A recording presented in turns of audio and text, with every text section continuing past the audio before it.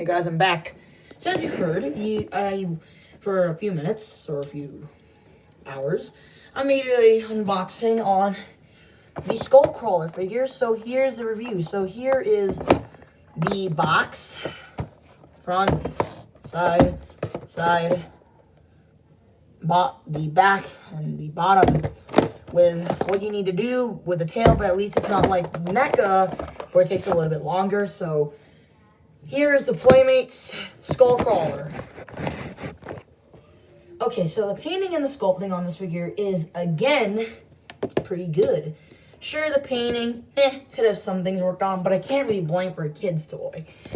The red does leak the colors out, which makes a lot of us, spoilers, wondering what type of subspecies this one is. As you see, it just goes from red on the head to red on the entire body to the end of the tail, which is supposed to be red. It even shows it on the box. Ironically, they showed, however, it was not red here and only red on the head. So that's kind of sad. However, of course, it has a nice sculpt. The eyes depend on what he looks like. So he kind of looks like he's looking straight. The nails aren't that painted, but that's fine. The tongue and the mouth doesn't have that shading, but that's fine. I mean, you can't really expect something from Playmates, who makes kids' toys. Not that great texture, but then again, it's a kid's toy. You can't really blame a kid's toy. The only thing I can blame, however, is why is the tail so unpainted? Why? It's so unpainted. It's so unpainted, and I don't know why. And that's such a annoying and sad thing, I know. It's so sad that it doesn't come, that the tail isn't painted. You know, it's really sad. However, articulation is actually pretty good. Head can swivel, sorta. It can open really wide. I recommend doing this, so that means you can bite a figure. He has nice arm articulation, 360. He can go more in and more out or in.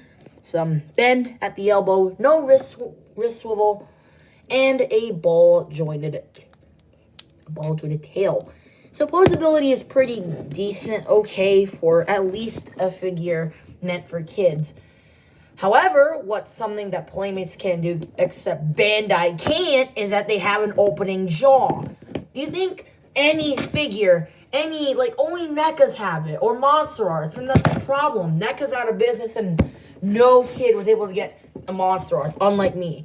No offense. So, yeah, this guy is actually pretty good. Now let's take a look at the accessory. The accessory is the spoiler alert, the Hollow Earth anti-gravity vehicle.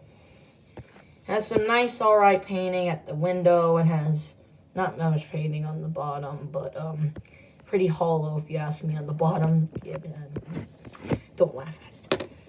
Just laugh at it.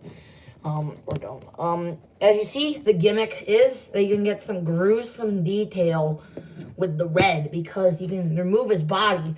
Now, I think he might, spoilers, I think that maybe Kong was using his axe and cuts a piece off, or Godzilla just blasts one chunk of his entire waist. So, yeah, there's Skullcrawler, and here is the comparison with a few other figures in the box. So here is the Skullcrawler.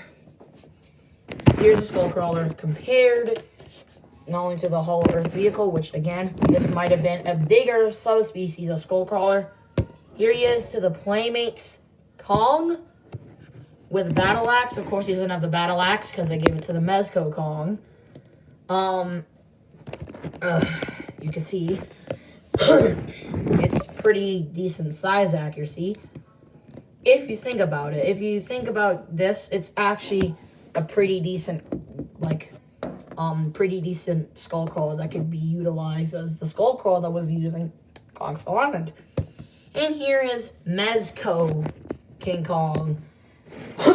As you can clearly tell, I mean, I own the Mezco, which is actually a really good figure. And then we have the original Godzilla, which, of course, I saw the Godzilla with the radio tower. And I also saw the Godzilla, the giant Godzilla and the giant Kong. And there's, like, what, 4 skullcrawlers. So, overall, saying this figure is pretty good. I think he is worth the $12 Canadian price range. Sure, he has some kinks in the cog, especially with the painting on there, but you can just repaint that.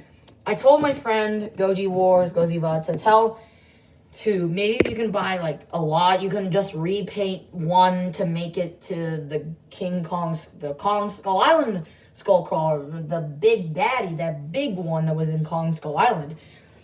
And who knows? Spoilers, this might have actually been maybe this is a subspecies, you know? This maybe be a subspecies from Kong Skull Island is just living in the Hollow Earth. So who knows? So I'll see you later, guys, with my review on a lot of Godzilla figures, starting with NECA 94 Godzilla. So like, subscribe, hit the bell, and I'll enjoy, and I'll see you guys later tomorrow. Bye.